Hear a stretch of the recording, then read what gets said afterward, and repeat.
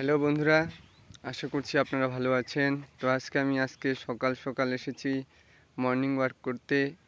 সেই মর্নিং ওয়ার্কের ফাঁকে আমাদের যে গুরুত্বপূর্ণ পানীয় ফসল বা উত্তেজক পদার্থ সেটা হলো চা।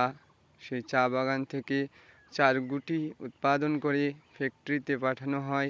তারপর সেটাকে পিওর করে আমাদের চা পাতা তৈরি হয়, আর সেই চা পাতা থেকে আমরা চা পান করি।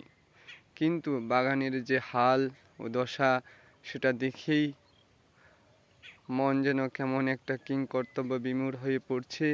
তার পাশে আমরা দেখতে পাচ্ছি সোনালী ফসল, সেই পাটকে বলা হয়। সেই পাট চাষিরা পাট চাষ করেছে, কিন্তু বৃষ্টির অভাবে এই গ্রীষ্মকালে হাহাকার করছে কৃষক বন্ধুরা। তারা শুধু তাকিয়ে আছে ঈশ্বরের দিকে, যে কখন ঈশ্বর আকাশ থেকে বৃষ্টি ছড়াবে এবং আমাদের পাট চাষ, চা বাগান এবং জোয়ার বাজরা রাখি যে মিলেট শস্য দেখতে পাচ্ছেন এই সাইডে, সেটা মিলেট শস্য।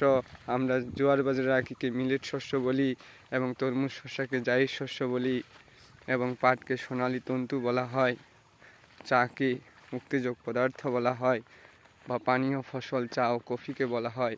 সবারই এক যেন ভয়ানক অবস্থার সৃষ্টি হয়েছে, যা দেখে মন শুধু খারাপই হয় না, মনে হয় আকাশ থেকে পড়ে যাচ্ছি। ডুমুরের ফুল, ঘোড়ার ডিমের যে অবস্থা আমরা বলে থাকি বাগধারা স্বরূপ, সেই অবস্থা এই গ্রাউন্ডে দেখতে পাচ্ছি আমি।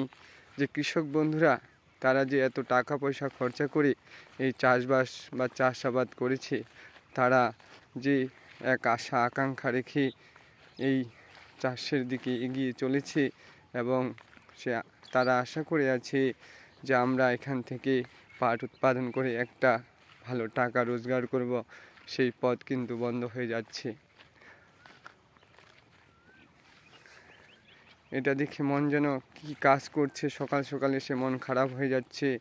তো কিছু বলার অপেক্ষা রাখে না, আপনারা বুঝতেই পারছেন। দেখুন পাট চাষের অবস্থা, পাট গাছ ঠিকভাবে বেড়ে উঠতে পারছে না মনে হয়। দেখুন কি মাটির অবস্থা, মাটিতে বড় বড় এই ঢেল, সেই ঢেলগুলো বৃষ্টিতে ভেঙে যায়, গুঁড়ো হয়ে যায় এবং সারে পরিণত হয়, কিন্তু সে অবস্থা আজকে নেই। আজকে বড় বড় মাটির ঢেলগুলো রয়েছে।